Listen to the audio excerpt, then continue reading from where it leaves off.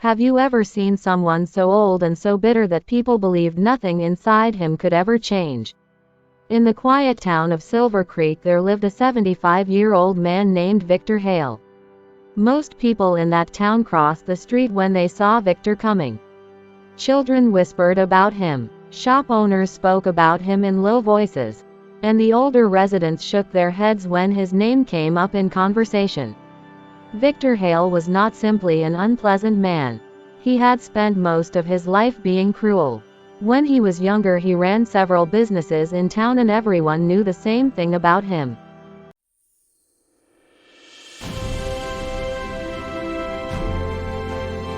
Victor only cared about money. He underpaid workers. He cheated partners. He forced small shops to close so he could buy their property for almost nothing. Some people even said Victor enjoyed watching others struggle. He never confirmed those rumors, but he never denied them either. For decades he built a life around power control and cold decisions. He became wealthy. He owned buildings across the town. He lived in a large house on the hill overlooking Silver Creek. But something else happened slowly over those same years. People disappeared from his life. Friends stopped visiting. Neighbors stopped greeting him. His wife left after 30 years of marriage because she said living with Victor felt like living beside a locked door that would never open. His daughter moved across the country and stopped speaking to him entirely. By the time Victor turned 75 he had money, land, and silence. Lots of silence. Every evening he sat alone on the porch of his large house watching the town below. The lights in other homes turned on one by one. Families gathered for dinner. Children laughed in the streets. Victor watched all of it like a stranger looking through glass. And he told himself he preferred it that way. He believed people were weak. He believed kindness was simply another word for manipulation. He believed needing others was a flaw. That belief had shaped his entire life. Then one winter morning something happened that Victor could not control. The doctor in town gave him news he did not expect. His heart was failing. Not immediately, not tomorrow, but the doctor spoke carefully and honestly. Victor probably had only a few years left. Victor did not respond the way most people would. He did not panic. He did not cry. He simply nodded and left the office. But that night the silence in his house felt heavier than usual. For the first time in many years Victor felt something uncomfortable creeping into his thoughts. The realization that when he disappeared from this world almost no one would miss him. That thought stayed with him for days. He tried to ignore it the way he ignored everything emotional in his life. But the idea would not leave. One cold afternoon Victor walked through the town without any particular reason. The streets were quiet. Snow rested along the sidewalks. As he passed a small park he noticed something unusual. A young boy about 8 years old was trying to push a broken bicycle. The chain had slipped off and the wheel would not move properly. The boy looked frustrated and cold. Victor normally would have walked past without a second thought. Helping strangers had never been part of his nature. But something made him stop. Maybe it was the memory of the doctor's words.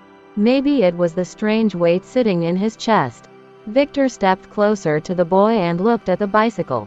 Without saying much he turned the bike over and fixed the chain with his hands. Grease covered his fingers. The repair took less than 2 minutes. The boy looked amazed. He smiled widely and said thank you.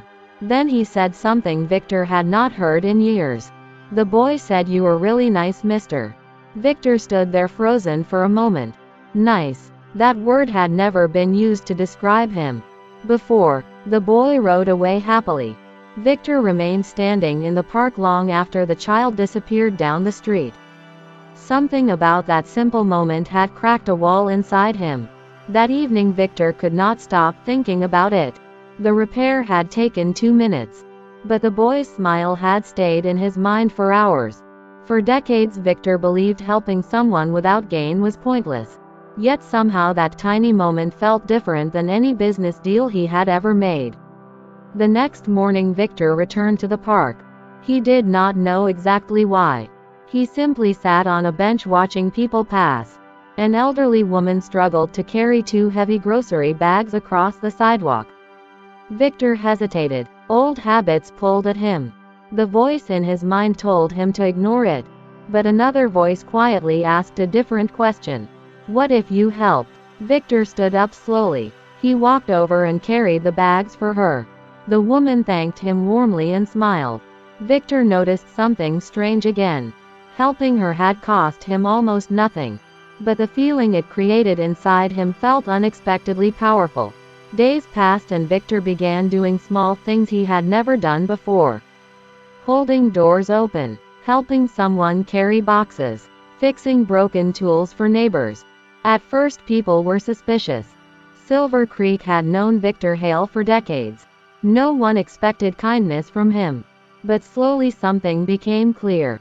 Victor was changing, not dramatically, not loudly, but genuinely. He did not brag about helping people. He did not demand gratitude. He simply continued doing small acts quietly. One evening Victor opened an old wooden chest in his house. Inside were photographs from the life he had pushed away. Pictures of his daughter when she was young. Pictures of his wife smiling beside him many years ago. Victor sat there staring at those images. For the first time in his life he allowed himself to feel regret fully.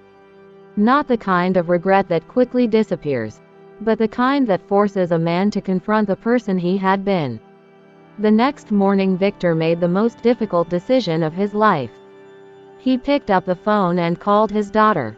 She answered cautiously. There was a long silence between them. Victor struggled to find words. He had spent 75 years being proud, stubborn and distant. Apologizing did not come naturally. But finally he spoke. He told her he had been wrong.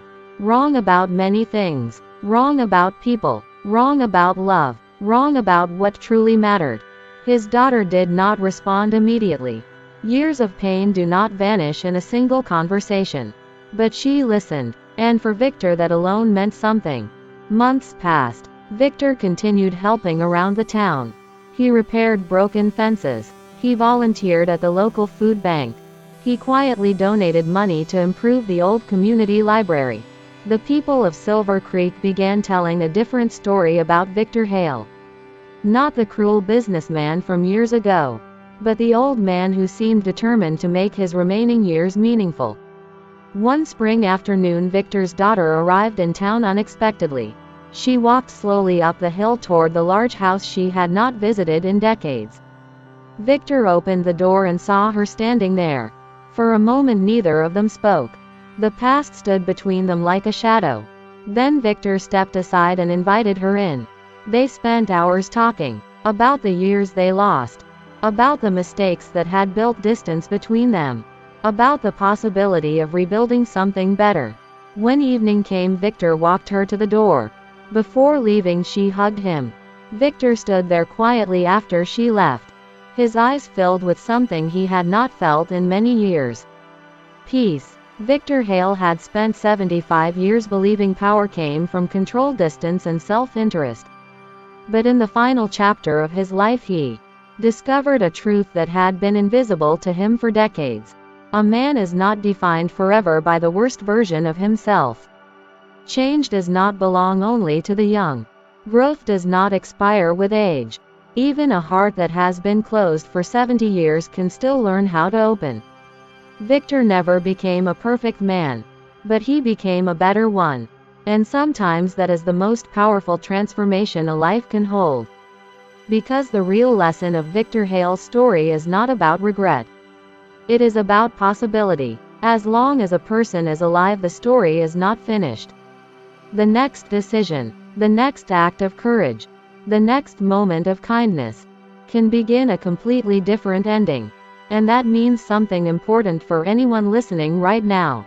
No matter what mistakes exist behind you, no matter how long you believed you were the wrong person, the door to becoming better never truly closes. All it takes is one decision to open it again. Moral: it is never too late to change. Even a person who spent most of his life doing wrong can choose to become better, because the true value of life is not in money or power but in kindness, forgiveness, and the courage to change before the story ends.